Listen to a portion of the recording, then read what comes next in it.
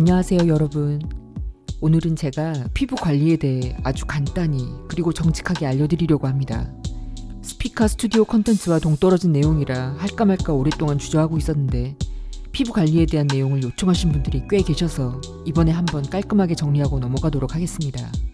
명색이 에스테릭 널스 인젝터라는 분업을 가지고 있는 스피카 수가 단 한 번도 피부 관리에 대해 언급을 안 하는 것도 좀 그렇긴 합니다. 피부 관리의 핵심은 보습, 자외선 차단, 영양 공급 이렇게 세 가지입니다. 피부 관리 꿀팁에 대한 유튜브 영상들이나 스킨케어 제품들에 대한 소개가 정말 셀 수 없을 정도로 어마어마하게 많더라고요.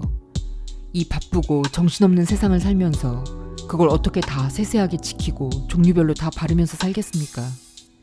여러분께서 제 삶의 철학과 방식을 지금쯤 아셨겠지만 저는 과정이 복잡하고 종류가 다양한 것을 선호하지 않습니다. 지속적으로 돈이 많이 들어가는 것은 더더욱 좋아하지 않습니다. 뭐든지 기본 지식과 원리만 알고 있으면 그 안에서 본인의 취향에 따라 자유롭게 루틴을 만들고 거기에 맞는 제품을 사용하시면 되겠습니다. 첫 번째는 보습입니다. 피부와 몸 둘 다 건조하지 않게 하는 겁니다. 피부에만 보습제를 바르는 건 근본적으로 큰 의미가 없습니다. 몸 전체에 수분이 원활히 공급되어야 합니다. 화초를 기르는 것과 같습니다. 꽃과 잎에만 물을 주고 뿌리에 물을 공급하지 않으면 언젠가는 시들어져 죽게 되는 것과 마찬가지입니다.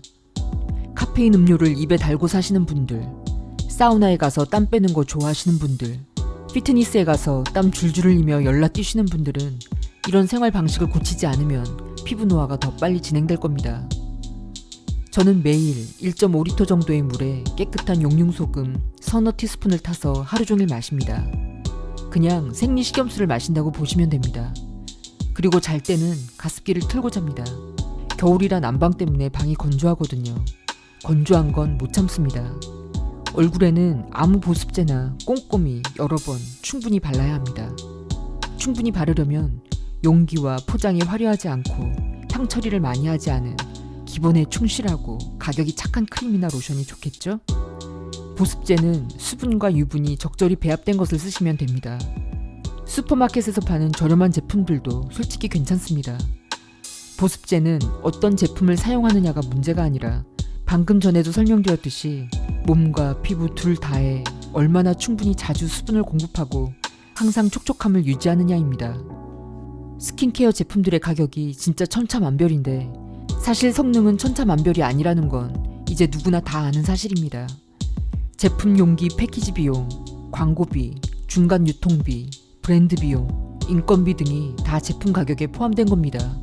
그러니 가격이 착한 보습제로 자주 충분히 바르시는 게 효율적으로 똑똑하게 피부 관리하시는 겁니다. 그리고 저는 일주일에 3번 1시간씩 운동을 하는데 50분 동안 근력 운동을 하고 마지막 10분은 계단 오르는 운동으로 에너지를 탈탈 털고 나옵니다. 일명 천국의 계단이라고 불리는 이 운동은 웨이트리프팅 끝낸 후에 5분만 해도 심장이 터질 것 같죠. 저는 땀 빼는 유산소 운동은 하지 않습니다. 유산소 운동을 열심히 할 때 많이 방출되는 활성산소가 노화의 주범인 건 다 알고 계시죠? 유산소 운동 열심히 하고 와서 빵 먹고 파스타 먹고 그 다음날 또 아침 다 챙겨 먹고 해독한다고 과일 스무디 만들어 먹고 하면 운동한 거 말짱 도루묵이 되는 거죠. 또 아침에 일어나서 얼굴을 박박 문질러가며 세안하시는 분들이나 스크럽을 너무 자주 하시는 분들도 얼굴을 건조하게 하고 피부 장벽을 자꾸 약하게 만드는 겁니다.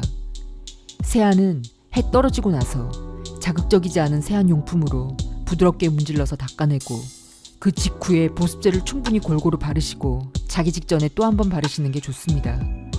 저는 아침에 아예 세안 제품을 사용하지 않습니다. 그리고 피부는 자꾸 벗겨내시면 안 됩니다. 자꾸 벗겨내서 새살이 돋아나게 해야 된다고 믿고 있는 분들이 많은데 인위적으로 벗겨내고 나면 당장은 반들반들 광채가 나며 부드럽고 예뻐 보이지만 사실 피부는 데미지를 입고 외부 자극에 약해져서 결국 노화를 앞당기게 됩니다. 피부는 영양과 물을 줘가면서 최대한 자극을 주지 말고 손상 입히지 말고 있는 그대로 잘 보존하는 게 답입니다. 피치 못할 상황이 아니라면 피부를 벗겨내고 갈아내는 시술들은 안 하시는 게 좋습니다.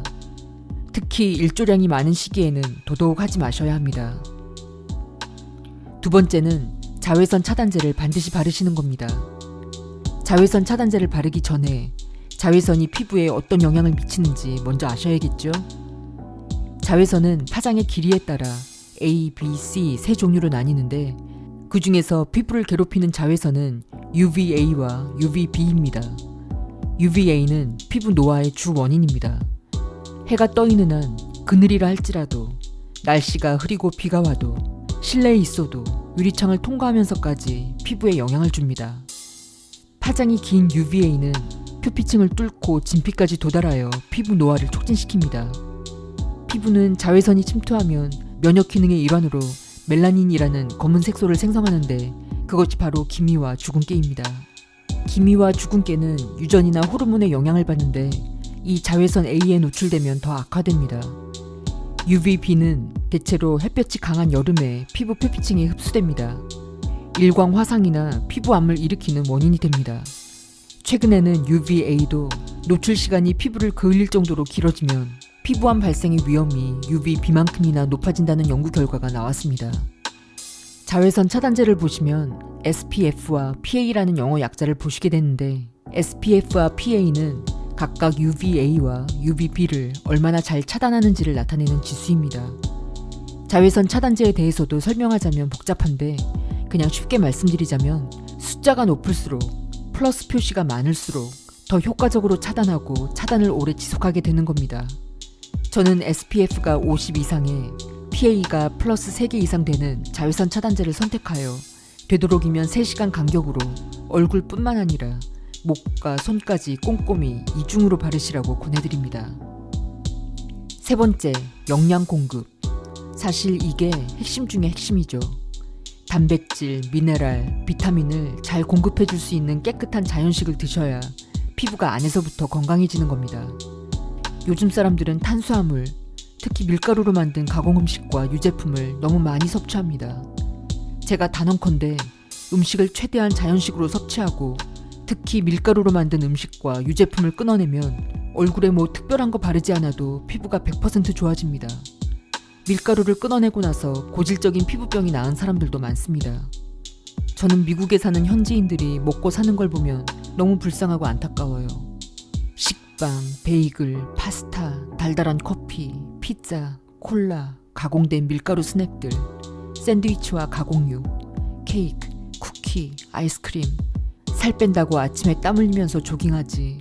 여름엔 바닷가에 가서 오일을 바르고 땡볕에 태닝하지. 워낙 타고난 피부가 안 좋다 보니 화장을 덕지덕지 해대지. 거기에 케미컬 필 같은 거 하면서 피부를 자꾸 벗겨내지.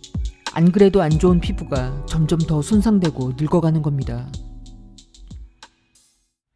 클리닉에서 행해지는 에스테릭 시술들에 대해 말씀드리자면 대표적으로 항노화 시술, 색소 치료, 윤곽 시술 등이 있습니다. 제가 아는 인젝터블 시술들이 주로 항노화 시술과 윤곽 시술인데요. 얼굴 주름이나 처짐, 그리고 얼굴의 부분적인 볼륨 감소를 어느 정도 해결해주는 모든 시술들이 포함됩니다. 안면 근육 움직임으로 생기는 주름을 조금 덜 심하게 해주는 일명 보톡스 시술, 늘어진 피부 조직을 당기고 콜라겐 생성을 유도하는 리프팅 시술, 얼굴 지방이 소실되면서 볼륨이 적어지거나 움푹 패인 부분, 꺼진 부분에 볼륨을 더해주는 필러 시술, 사각턱 근육을 축소시켜 턱선을 갸름하게 만들거나 이중턱 지방을 녹이거나 꺼진 부분이나 울퉁불퉁 요철이 있는 부분을 채워주거나 없는 턱을 만들어주거나 턱선을 날카롭게 잡아주는 윤곽시술 등입니다. 그래서 너는 이런 시술들을 해봤냐고요? 당연히 해봤습니다. 보통 전부 다 제가 제 얼굴에 직접 시술했습니다. 큰 실도 넣어봤고 작은 실도 넣어봤고 보톡스, 필러 다 해봤습니다. 왼쪽, 오른쪽 실을 다른 방향으로도 넣어서 실험해본 적도 있고 서로 다른 제품의 필러를 넣어서 비교한 적도 있습니다. 제 자신이 저에게 마루타였습니다. 시술을 자기 얼굴에 직접 해보고 하루 종일 사람들을 시술하는 시술자의 입장에서 말씀드리자면 보톡스 시술은 표정이 부자연스러워지지 않는 범위 내에서 표정 근육을 지나치게 반복적으로 사용하지 않도록 하는 예방 차원에서 1년에 2-3번 미간, 이마, 눈가에 적절히 맞는 것은 나쁘지 않다고 봅니다. 얼굴 표정이라는 것이 자기 의지대로 조절되지 않습니다. 얼굴 표정은 감정과 상황에 따라 거의 반사적으로 움직이게 되고 매우 습관적입니다. 그렇기 때문에 계속 반복적으로 사용하는 얼굴 근육 부위에는 주름이 생길 수밖에 없게 되죠. 필러로 볼륨을 키우는 시술은 처져서 늘어진 얼굴에는 절대 하시면 안 됩니다. 얼굴을 먼저 타이트하고 탄력 있게 관리한 상태에서 요철이 있는 부분에 적당히 또는 약간 모자란 느낌으로 주입해야 얼굴이 자연스러워 보입니다. 너무 많이 주입하게 되면 얼굴이 빵빵해져서 너무 부담스럽죠. 필러 시술은 좀 아쉽다 싶을 정도로만 얼굴에 꺼진 느낌이나 그늘진 느낌만 없이 하시는 게 가장 적절합니다. 실리프팅은 이제 제가 거의 눈 감고도 하는 시술인데요. 이 시술은 특정 방향으로 콜라겐 생성을 유도해서 늘어진 얼굴을 좀 타이트하게 리프팅해주는 시술입니다. 실리프팅은 잡아당기는 큰 실들과 탄력을 주는 작은 실들을 섞어서 1년에 한두 번 정도 하시는 게 꽤 괜찮습니다. 한 번 할 때 다량의 실을 많이 넣으시는 게 핵심입니다. 그러나 실리프팅으로 안면 거상과 같은 드라마틱한 결과를 기대하시면 안 됩니다. 이 시술은 자연스러운 리프팅과 탄력이 목적입니다. 얼굴 색소와 피부결은 90%가 유전입니다. 피부가 좋으신 분들은 부모님께 감사해야 합니다. 기미 주근깨와 같은 다크스팟들은 레이저 시술로 일시적으로 제거할 수 있겠지만 반드시 또 올라오죠. 유전이기 때문입니다. 이건 약을 먹고 바르고 자외선 차단제를 꼼꼼히 챙겨 바르시는 것이 최선입니다. 그럼 마지막으로 제가 화장하기 전에 피부 정리를 어떻게 하는지 궁금하시죠? 아마 여러분들께서 하시는 방법과 별 다를 바 없을 겁니다. 토너, HA 시럼, 로션, 선블락 요 순서대로 바르시면 됩니다. 선블락은 화장 전에 이중으로 발라주세요. 저는 틴트가 들어있는 선블락을 파운데이션 대용으로 사용합니다. 그래야 낮 시간에 선블락을 3시간 간격으로 보충해서 바르거나 얼굴이 건조해지면 보습제를 덧바를 수 있거든요. 그리고 입술도 노화되는 거 아시죠? 입술에도 보습제를 늘 발라주셔야 합니다. 선블락, 얼굴에 뿌리는 프레이 미스트, 입술 보습제, 핸드크림 이 4가지는 가방에 항상 갖고 다니세요. 자, 그럼 정리해 보겠습니다. 첫 번째, 보습제는 아무거나 괜찮으니까 열심히 충분히 자주 바르자. 두 번째, 몸에도 수분 공급을 잘해주자. 수분을 빼앗는 생활 습관은 당장 멈추자. 세 번째, 자외선 차단제를 꼼꼼히 이중으로 3시간 간격으로 얼굴, 목, 손에 챙겨 바르자. 네 번째, 적절하고 자연스러운 시술들은 노화 예방 차원에서 나쁘지 않다. 다섯 번째, 뭐니 해도 가장 중요한 것은 몸에 영양을 공급하는 것이다. 최대한 자연식으로 단백질, 미네랄, 비타민을 공급하고 밀가루와 유제품 섭취를 가급적이면 하지 말자. 여섯 번째, 선블락, 미스트, 입술 보습제, 핸드크림 이 4가지는 항상 갖고 다니자. 이상입니다. 여러분 촉촉한 하루 보내십시오. 저는 다음 시간에 또 찾아뵙겠습니다. 안녕히 계세요.